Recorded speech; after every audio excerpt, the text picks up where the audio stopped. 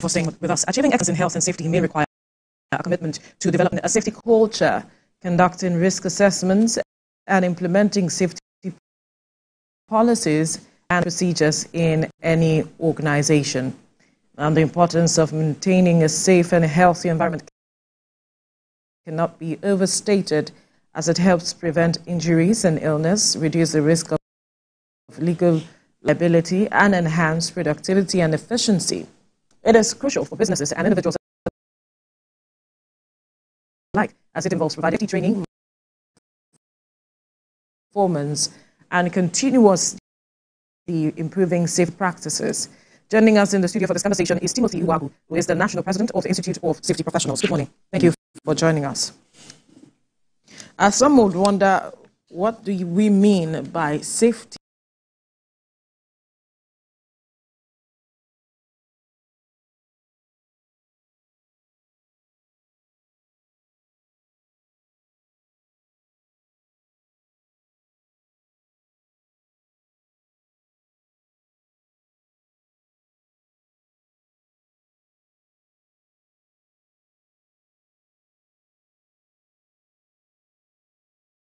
To step on it, and then these contours are designed so that the oil will just follow that and flow out.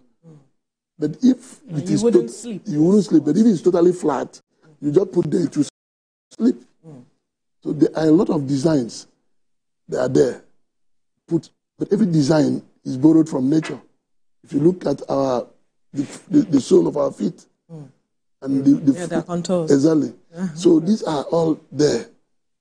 So the all engineering of this world are developed from the biological system of man and animals.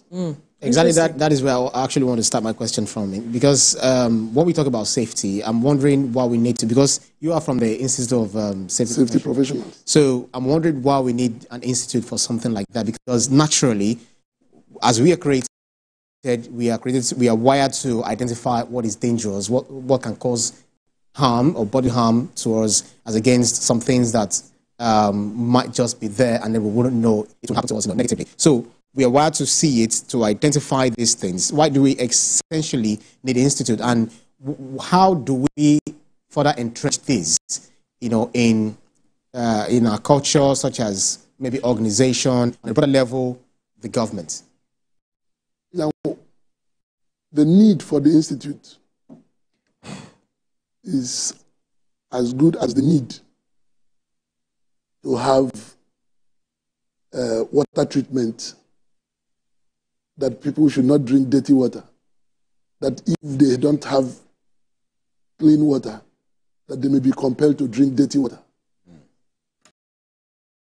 And then if they have been drinking dirty water and they have erroneously assumed or adopted the drinking of any water as harmless, that somebody must teach them the content of that water that will compromise their biological system and cause illness.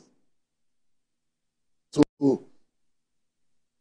the training of people, whatever we know from home, will not be enough as we go out to the larger society, the environment. You meet a whole lot of things.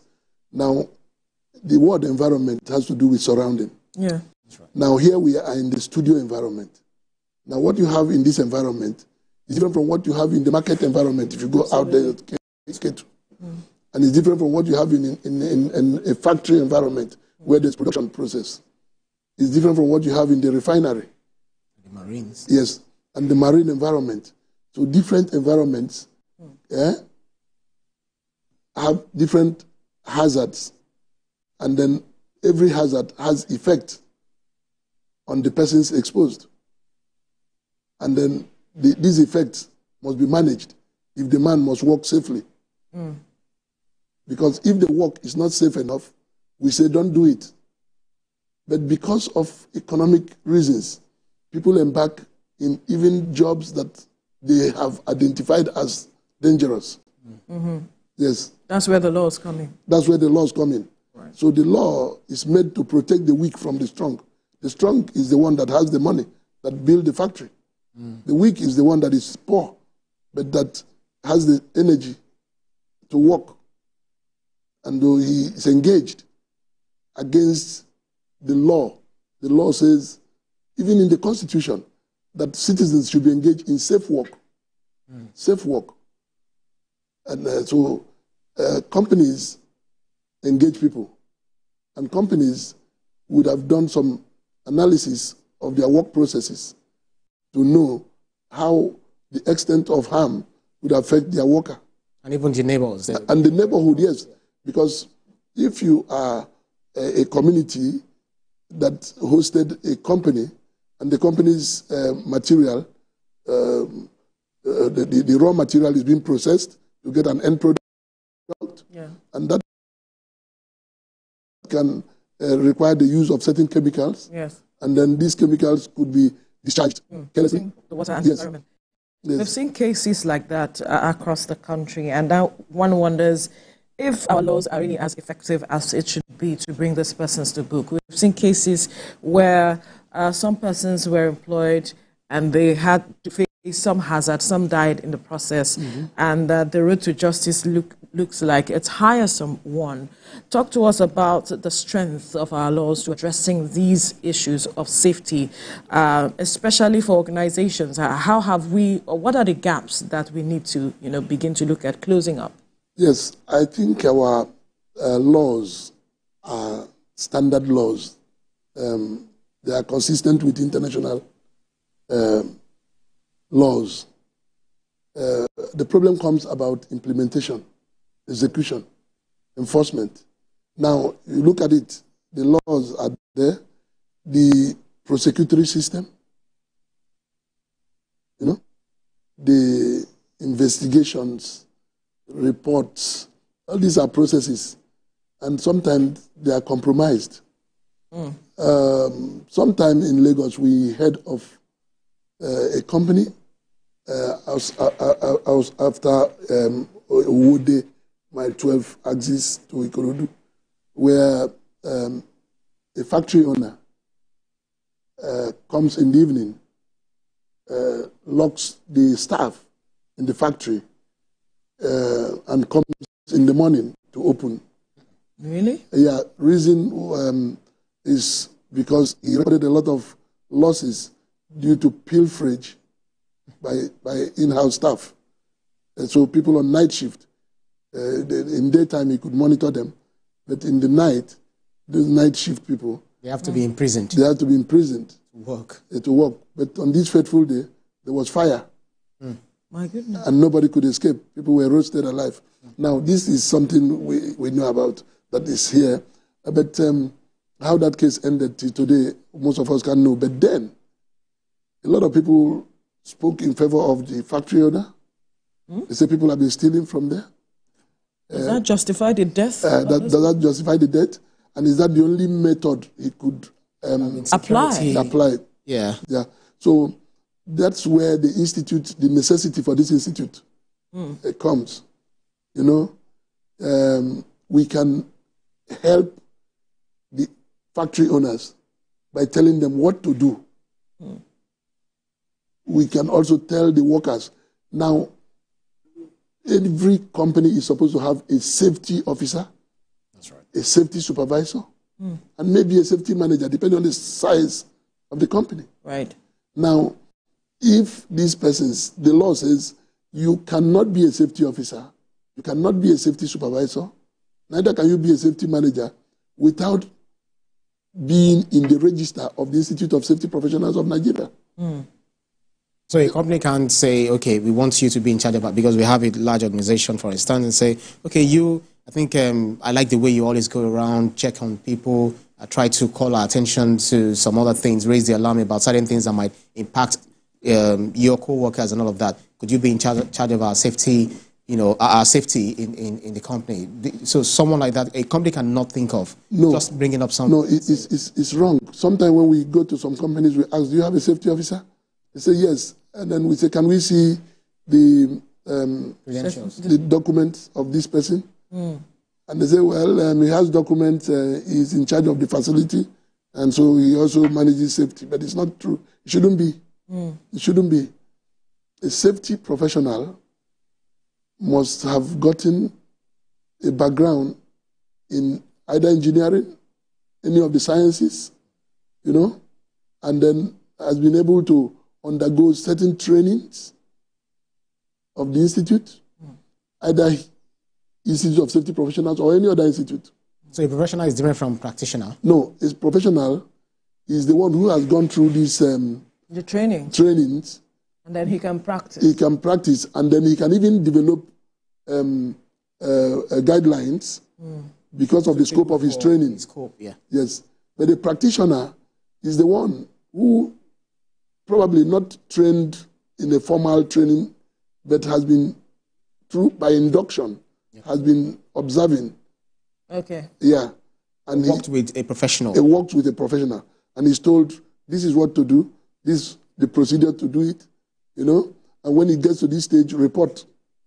You don't take decision. So he has some level of skill and knowledge of the processes involved in safety. That's what makes the difference between... But not certified. Yes. But not certified. Yes, not certified. Right. And for you to be certified, your baseline knowledge, you should have gone beyond just O-level. Because some of what you are going to be taught is not just something you narrate. Somebody must have had some background experience in learning process. We call it entry behavior. Okay. Yeah, you must have some reckonable entry behavior. Okay. So I am interested in that story that you raised, and if there were any other organization or factories that the attention of your institute was drawn to, and what happens afterwards? Did they get penalized? How does the institute come in to addressing such kinds of issues? What did the institute do? Sometimes the institute itself is frustrated because, you see, our attitude towards safety as a people in Nigeria militates against effective implementation of some of these safety rules. Right. Now, you just want to take up matter. You want to help further it through the authorities, and the family of those involved telling you, we have handed it over to God. Really? Yeah, but the Constitution says that it's the duty of government to provide welfare and security to every citizen. So the welfare comes in form of maybe there's hospitals, there's water supplies and all that, good roads, electrification. So the Institute has not been able to push through with any case so far? We are just about to start that because we have waited. This is the 10th year, 2024 is our 10th year. We just celebrated our 10th anniversary. And then we have just commenced enforcement of the regulations. Okay. And then we are told, as enshrined in the Act, the Institute of Safety Professionals of Nigeria Act 2014. Right. That's Act number 2 of 2014, that the Institute shall regulate safety management in Nigeria in collaboration with relevant agencies. And now we consider some agencies relevant in this regard. Okay. And then we are doing something now with the police. Okay. And we want to move further to engage the civil defense. We want to, the reason for that is not for them to come and shoot anybody. The aim is, those who wouldn't willfully comply could be invited to appear somewhere. That's normal. We are a democratic country. So, in as much as people are not to be compelled, but willful compliance is a sign of good citizen, whether good individual citizen or corporate citizen. Right. Now, some companies will ask, Are you also supposed to regulate companies? I thought you had to regulate your members. The law didn't say so. Our members, those who are registered safety professionals, are also empowered by the Act to advise their employers on safety issues. To report their employers. No, they're to advise. But then they are members of the institute. So they can report. They can report to the institute. The employer will know that. They will lose their jobs. No, you see, the employer doesn't need to know. You don't need to tell the employer, I'm going to report you. But we have some reports that came from Ondo State, where a company that is into lumbering, cutting of logs of timber in the forest, they use chemicals to do some processing. And some of these chemicals are just left in the forest. And we heard of some persons in Ondo riding their bikes through the forest paths and ran into such pool of chemical, liquid chemical, that slipped them, and one of them fell into that chemical. And before they knew it, it was just the bones left. Goodness. It's so acidic. Oh, yeah, so acidic. Now, some of these things, when you now ask them to come, please, help us narrate this thing, tell us who to contact. You know, before you present these things, you must have some basic facts. Absolutely. You know? Yes. That's right. Now, when you get to that stage, you find out the person telling you that the company gave 200,000, 150,000 to families, so that they have even warned them in the community not to speak. Wow. Wow. Yeah, so there must be a better way to go about it. That is why we want to start really working in collaboration with the agencies. But why did it take so long? 10 years? Yes, it took 10 years because as soon as the Institute got chartered by this act, the Institute started facing some upheavals. Like a lot of people were jubilant or very anxious to see us chartered, even among the membership. As soon as we got chartered, there was this fight about leadership, who will head the place. And that was why there are different factions at the time. At the time, but you see, the word faction has always been used erroneously.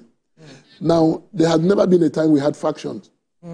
What happened is this, that normally a faction could be, by definition, a group of disgruntled persons who pulled away from So what was the body.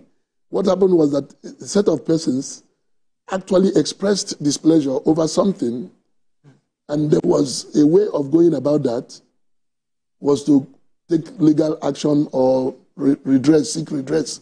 They didn't. They just declared themselves leaders and then made the outside world to see the Institute as having factions. Now, okay, they operated as factions, but they went to court. But that has been resolved. It has been resolved. Even as it is resolved, it was resolved by the court of law. Oh. And after those people were found guilty,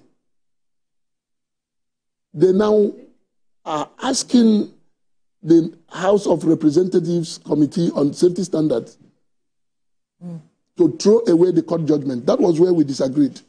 Okay. We asked a simple question. Does the legislature have the power to overrule the judgment of a judicial court of law? Right. This is a fundamental question we asked. Absolutely. That question has not gotten an answer up to today. Instead, we were told that the House of Representative Committee on Safety Standards will go ahead and conduct election for ISPON when ISPON said, you can't do that. So where are we now? Because of our time. Where we are now is that the Institute is stable, functioning, but some of these persons who have been indicted, even in the court cases they instituted by themselves, and some of them are currently facing 10-count criminal charges by federal government for using the name of the Institute to defraud Nigerian public, issuing certificates, You know, they've been doing a whole lot of things. That is why you hear there are factions. There are no factions. What we have is small pockets of criminal interest. But is the body now together and stable? The body is together. When you talk of stability, you can also ask, is Nigeria stable and together?